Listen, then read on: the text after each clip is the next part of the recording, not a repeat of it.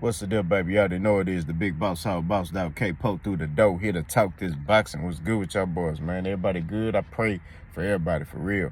Hope everybody having a great day. Your boy just got to the gym.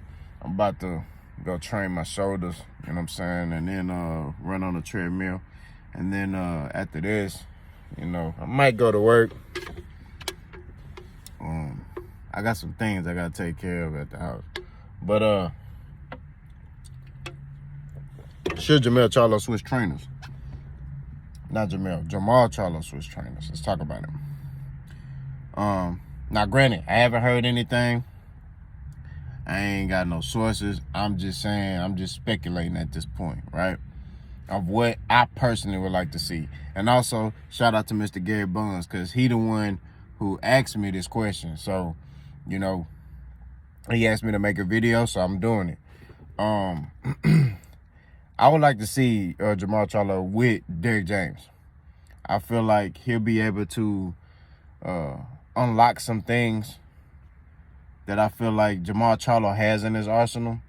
Y'all forget that Jermall Charlo, little Charlo, used to be with Ronnie Shields. That's also the trainer jermall Charlo. And when Jermall Charlo was under Ronnie Shields, he was more of a boxer, right? And wasn't really sitting on his punches like that, wasn't getting all the knockouts. It was Big Charlo who was known as the puncher, right?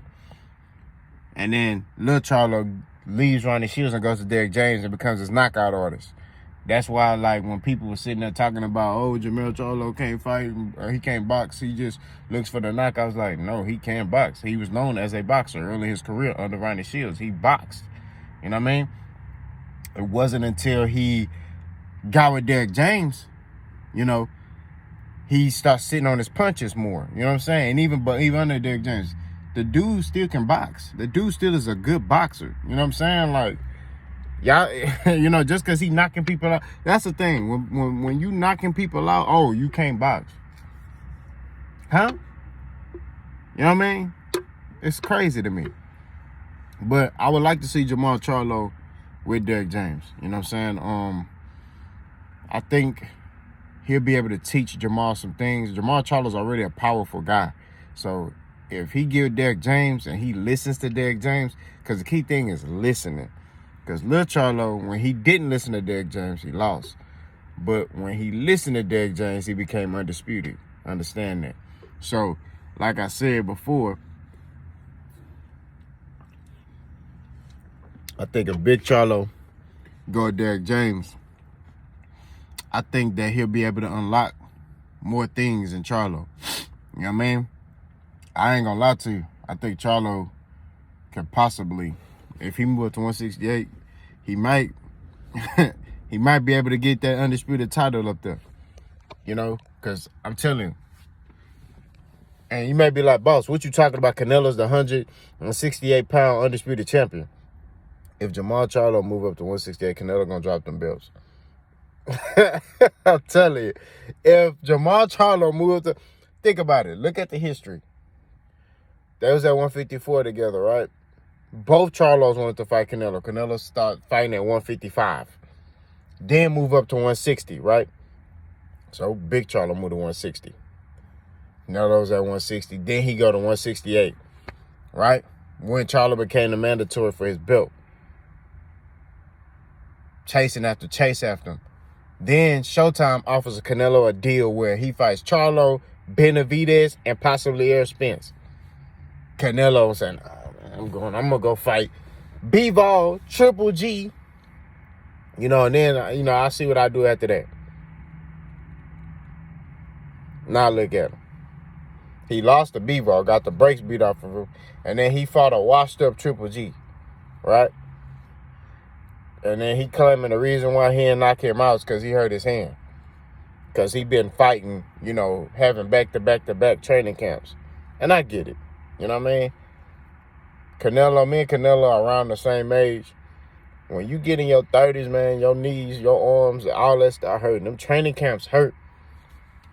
I don't think y'all understand how hard a boxing training camp. I was an amateur boxer. Y'all don't understand how hard these camps be. If I could just get up and fight, I'd rather do that. You know what I'm saying? you know, but at the end of the day, ain't no excuses. You get in there to fight, right? But I think Charlo can take over a division if he get with Derrick James. That's how much respect I have for Derrick James, but that's also how much respect I have for Charlo. I'm not sitting here saying Ronnie Shields is a bad fighter. I'm not sitting here saying Jermall Charlo can't conquer a division with Ronnie Shields, because he can. But I just think, I look at Derrick James as more of a teacher than Ronnie Shields, in my opinion. Ronnie Shields has been a coach for many years, you know, for a lot of top fighters. But when you hear Derrick James talk boxing, is different. I heard Ronnie Shields talk boxing. You know what I'm saying?